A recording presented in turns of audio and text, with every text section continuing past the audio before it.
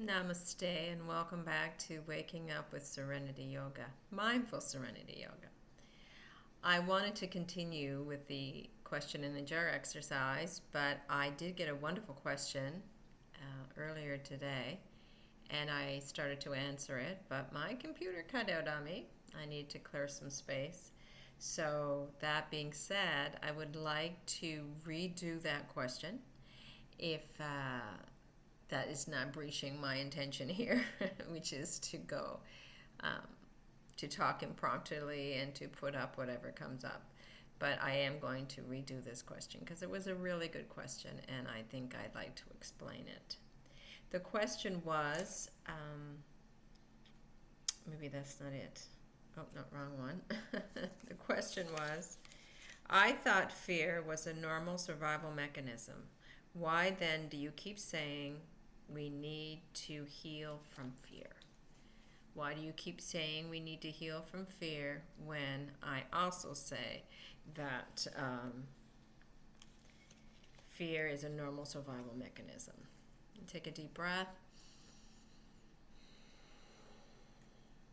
and just sip of tea. I tend to like to drink hot beverages in summer rather than cold for some reason. I never said I was normal. Okay. Why do we need to heal from fear if fear is a normal survival mechanism? I think we need to look at fear in two different perspectives. The physiological perspective and the psychosocial perspective. In the physiological perspective, fear is a biological reaction to a threat, and we have fear. It serves a very important purpose in keeping this body alive. Okay? Fear, we are equipped physiologically with many different sections of a nervous system that is prepared to see and perceive threat and then respond to it in a very quick way so that we stay alive.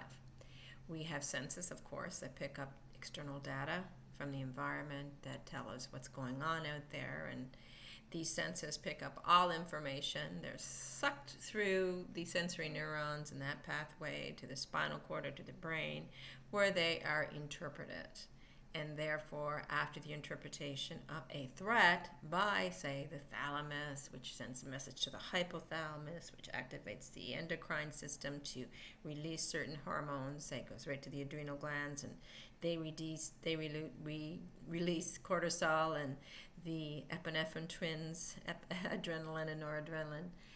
And we have the activation of the sympathetic nervous system, a component of the autonomic nervous system, that increases the heart rate, increases the respiration, dilates the pupil, puts all other biological functions to the side so it can function on survival, getting oxygen to the tissue that is necessary to fight, flight, or freeze. And that is how the body responds to so-called fear. We also still activate a primordial part of our brain called the amygdala. And the amygdala was there as our stress guard. It's there to warn us of threat and to help us to respond to threat quicker. And all animals have amygdalas. Well, mammalian animals have amygdalas. And though we have advanced beyond the need for our amygdala in so many ways, it is still there. And it still gets activated. In fact, in most of us, it is chronically overactivated. Why is it chronically overactivated? Crazy lady? Well, we got to look at the other perspective of fear, which is the psychosocial perspective of fear. We know in physiological fear, it is a reaction to a threat, a perceived threat, and in most cases, that physiological response is due to an actual threat to our survival. In psychosocial fear, we also have an activation of a reaction to a perceived threat. That perceived threat, however, the key word there is perceived. What we see as a threat in psychosocial survival is not necessarily a threat to this organism, this physical organism that we call our bodies. It is a threat to our psyche, okay? A threat to the personality, a threat to where we belong in the social pack, which in turn could actually lead to a threat to our very physical survival. There is a truth in Maslow's hierarchy that says, we need to kind of advance up these ladder rungs. We have to advance from our physiological needs and getting those met. And of course, it would be a threat to our survival if we couldn't get our physiological needs met. Therefore, we could have activation of the sympathetic nervous system. But above that, we have safety and security. We need a sense of safety. And what gives us safety is belonging to the pack, right? We are interdependent. So we have that fear that we will no longer belong to the pack, which is quite intense at times. So if we don't fit in socially, then we will not have that physical safety and security. So that those two are related to some degree. And then we have the need for love and belonging. Regardless of where we are on Maslow's pyramid or where we are psychologically or socially, physical response to threat is the same. So my mind will perceive, for example, a threat to my status in this social group. Maybe I'm about to lose my job. Maybe I'm about to lose my position as president. Maybe I'm about to, lose control of my children. Something along that line. That is a psychosocial threat to my psychosocial survival, not to my physical survival. But the body, the amygdala, for example, doesn't know the difference between what we create in story and what we create in actuality, like what is actually out there as a threat to the physical survival. It just knows it's threat. It hears the word threat, next thing you know, it's activated. We're feeling tense, the hairs are standing up on the back of our neck, we're ready to fight and flight because we have a whole activation going on that leads to the sympathetic response. Adrenaline, cortisol, noradrenaline. We have the dilation of the pupils and that thumping of the chest and that pressure in the chest because the heart is beating so fast. We have an increase in respirations. We're breathing fast. We might even be hyperventilating. We are, not concerned about urination. We're not concerned about digestion. We're not concerned about any type of elimination. The only thing we want to do is get the body to be able to respond in fight, flight, or freeze mode.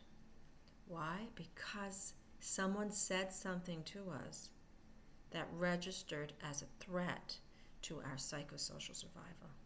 What they said to us has nothing to do with our physical survival, but we have the same fear reaction. Again, because the body doesn't know the difference between what's imagined and what isn't, between physical threat or psychosocial threat. What we interpret and perceive as a threat is how the body will respond. So we can have fear then,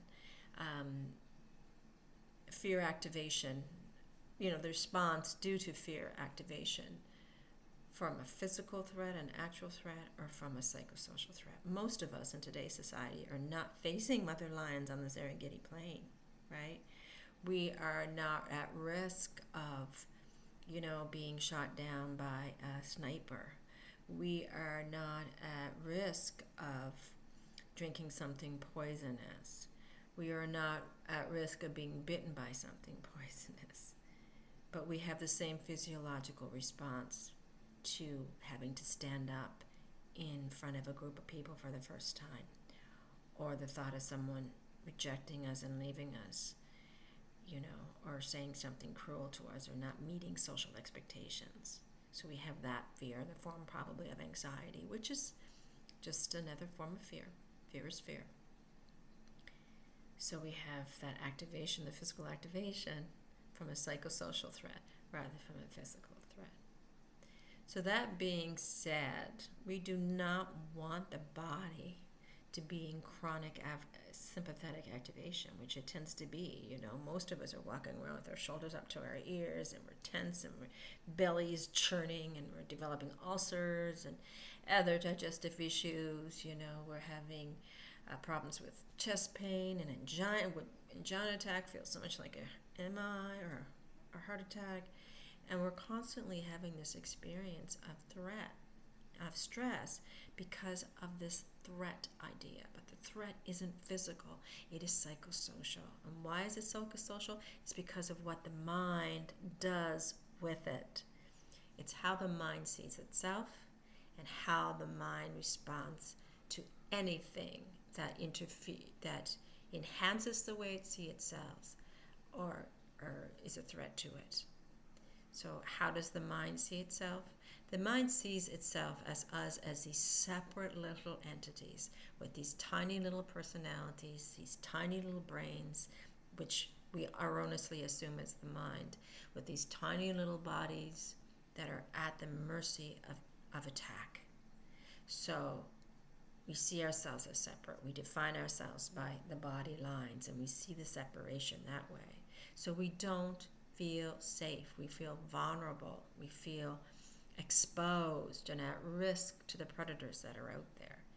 And if this is the way we feel, we need to create a story that, the mind tells us to create a story that validates this experience of being afraid. So we create demons and we create monsters and we create, life-threatening situations out of the psychosocial threats we're experiencing, out of the reality that we are just humans capable of making mistakes. If we make mistakes and miss the mark, which is known as sin in the Hebrew terminology, and if they over there miss the mark and hit us, and hurt us, then that's a fearful thing. We're afraid of that.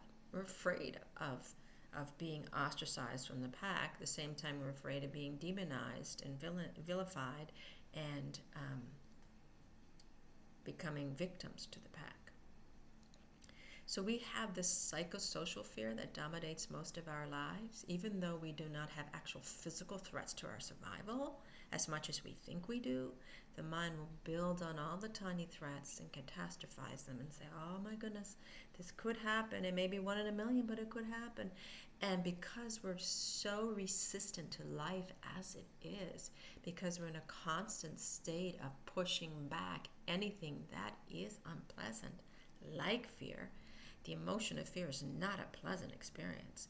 We try to push it away.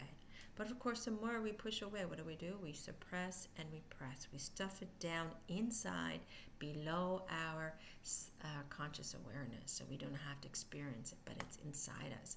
And so we have life doing what life does. And sure, things are going to be hard. Sure, you might get mugged on the street. Who knows?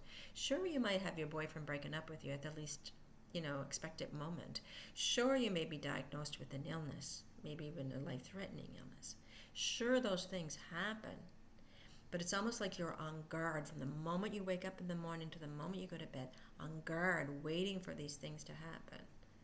So you're resisting life, resisting the possibilities that life is going to be challenging for us. And life is not meant to be easy for us. It's just meant to be life doing what life does. And randomly, or maybe in some order we cannot yet understand with our human minds, is providing challenges for us. Challenges that we can use for our growth. And one of the things we can use for our growth is the challenge of fear. Instead of facing fear, a situation, recognizing it as fear and retreating backwards in the flight mode, instead of fighting and reacting and hitting and acting out and attacking others to defend ourselves mode, instead of curling up in a ball in the freeze mode, we could simply recognize fear as an emotion that comes in, is to be experienced, and come out. Yes, it is normal part of being human. Yes, it is very normal for the body, but it's very normal psychosocially as well. We have to learn that fear is just fear, and it's not something to fear in any of the forms that it comes in, from mild anxiety to full-blown phobic panic. Fear is just fear. It's an emotion. And once we learn that that's what fear is, once we become more open to life, that means open to the potential fear-inducing situations that are out there. Life is very unpredictable, right? Just that alone can cause fear for an anxious person. Just knowing that life is doing what life does, and yes, there is no fear, no escaping fear, but we do not have to be paralyzed by it. We just have to be open to the experience of it. One of the things we do in people who have extreme phobias related to their fears is something called desensitization. It can come in several forms. It can come in a gradual desensitization where the person is confronted with their tiny fears, maybe in the form of pictures. If they're phobic, say for spiders, maybe they'll begin by looking at a picture of a spider from a distance and then getting closer to that picture. Next, they will pick up the picture. Next, they will go close to an actual spider in a cage that can harm them. They'll make their way to the spider, and all these tiny little gradual steps. And then eventually they'll actually pick up the spider and allow it to climb on their hands. And that's a gradual type of desensitization, becoming desensitized to the thing they fear.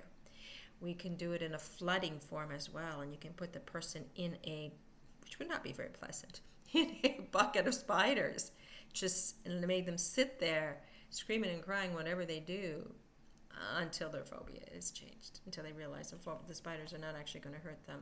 Hopefully they won't. And that's it. Then they get over their fear of spiders. We can do that in our lives too, with fear itself. We can look at fear as the thing we're terrified of. And we can say, okay, I'm going to start facing my fears. I'm going to start with the low-hanging fruit, as Michael Singer would call them. Those little incidents that show up in life that are a little bit fear-inducing. Deal with them instead of running away, retreating, suppressing and repressing, pushing them down on top of that layer of fear. Recognize you have a samskara of fear here that's going to come up anytime you get triggered from the outside world, and it could come up into a full-blown panic attack if you let it, or you could start gradually allowing it to come up when it's ready to come up with every trigger out here, and just sit with the fear. Sit with it little bits at a time, little increments at a time. Explore it, see where it comes from, find the roots to it, look deeply into it, allow it, and then eventually you start to embrace it, seeing the healing potential in this fear confrontation, seeing the fact that you want to be purified of all these samskaras of fear. You want to be purified of your resistance to fear, so that there is no more fear. If you're not have these samskaras of fear clouding your insides, then when you face the mother lion on the Serengeti, even if it means the end of your life, you're not going to be afraid, because there's nothing to trigger that which you have inside you. It's cleaned out inside. So there's nothing that this is going to hit and cause a reaction from. And so when we start the low-hanging fruits and we practice a little bit at a time, a little fear confrontation here, a little fear confrontation there, a little, it's uncomfortable, I don't like the feeling, da-da-da, but instead of retreating back away, instead of avoiding and numbing, we sit with it and we experience it and we just allow it to be what it is. Eventually, fear is just going to come in, be experienced, and go out. As long as we're not clinging and pushing down and pushing away, because when we push away, what we actually do is push down, fear is just going to be one of those millions of emotions, those energy trapped in motion, energy that is, moving through us. And that's all it is. And we can just heal from it, allow it to be, and then we heal from that fear syndrome. So that's why we have to be mindful and why we have to heal from fear here. Fear makes our lives so tiny. It's not the fear that makes our lives tiny. I better clarify that now before I finish up here. It's not the fear that makes our lives tiny. It's our reaction to the fear. Our resistance of the fear makes us very, very tiny. Makes our lives very, very tiny. It keeps us trapped in the emotional ladder of emotions below acceptance, all the way down to despair. It limits us. It limits our lives. It stops us from being happy and peaceful. And fear is the opposite of love, so it prevents us from experiencing the full feeling of love. So we do want to heal from fear. We want to heal from psychosocial fear. We need to recognize, first of all, how the body responds to fear. The body's a good tool to let us know when we're experiencing fear, when, we're starting to react. Watch the body, become aware of it. And then you can train your body to relax into these fear responses. Once you recognize it's fear, start breathing those deep breaths that notice your shoulders, noticing your fists and unclench them, noticing the body which tends to tense up and relax it. Take those deep breaths so the pulse slows as well as the respiration slow.